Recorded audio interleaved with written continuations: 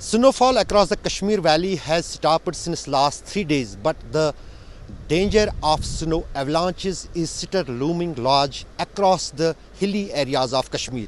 I am currently in the Sonmarg, which is one of the avalanche-prone areas in the Kashmir Valley.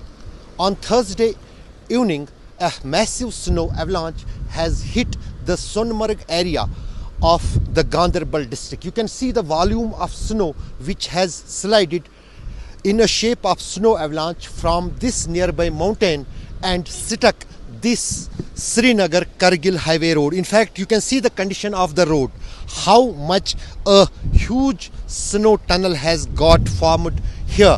After the efforts of many hours by Border Road Organization, snow of this patch was removed by the dozers and now this road has got motorable. But in coming days, there is further chance of such snow avalanches in the hilly areas, including here in Sonmarg.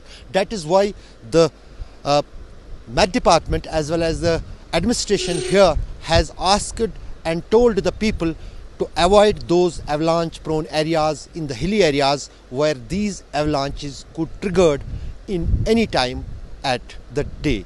Mountaineer महफूज इलाही जिन्होंने mount Everest भी scale की है वो मेरे साथ हैं। उन्हीं से जानते हैं कि बर्फीला तूफान यानी स्नो एवलांच कितनी बड़ी आपदा होती है और कहां-कहां पर आते हैं और क्यों सोनमर्ग में सबसे ज़्यादा स्नो एवलांच आते हैं, क्योंकि हमने कल ही देखा यहाँ पर स्नो एवलांच आया था। इलाही साहब, आप मुझे ये बताइए, जो स्नो एवलांच है देखने में तो मतलब कल भी हमने एक एवलांच यहाँ पर देखा कि कितना मैसिव और कितना बड़ा था।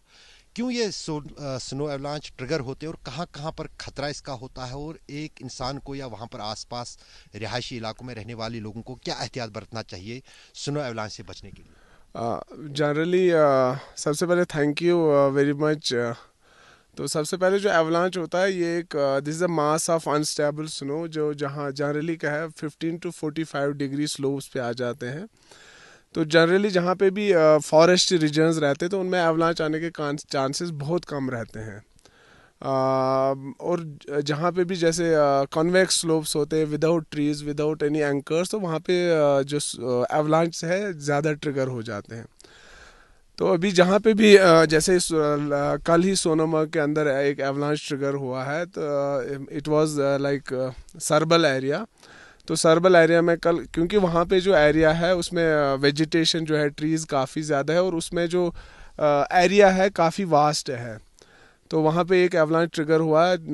बट थैंक गॉड कि कोई कैजुअल्टी या जनरल पब्लिक को कोई थ्रेट नहीं हुआ उससे। बट एवलांच क्या है, एक बहुत बड़ा एक तूफ़ान होता है जो भी इसके रास्ते में आ जाता है उसको वो ख़त्म कर देता है।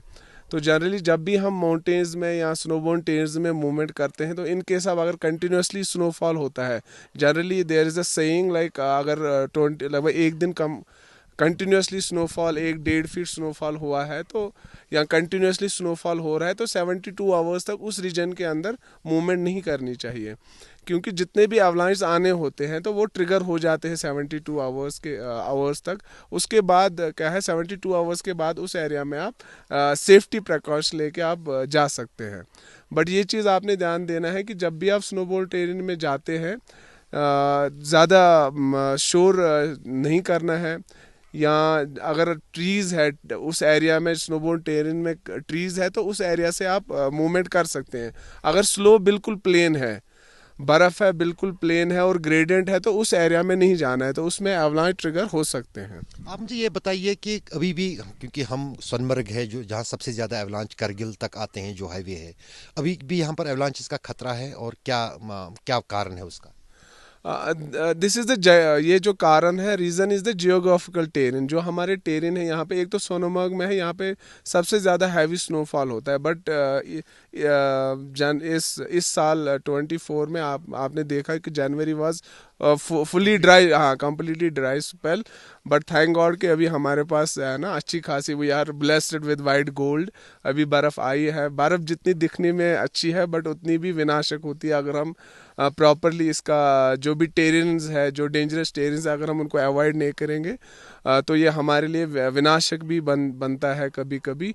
तो जो भी ये जोजिला एरिया है, तो these are the prone to avalanches. ये एरिया सारे ये बिल्कुल प्लेन एरियाज है और इनमें काफ़ी ज़्यादा ऐसे भी टेरेंस है जो कंटिन्यूसली एवलांच प्रोन स्लोप्स हैं।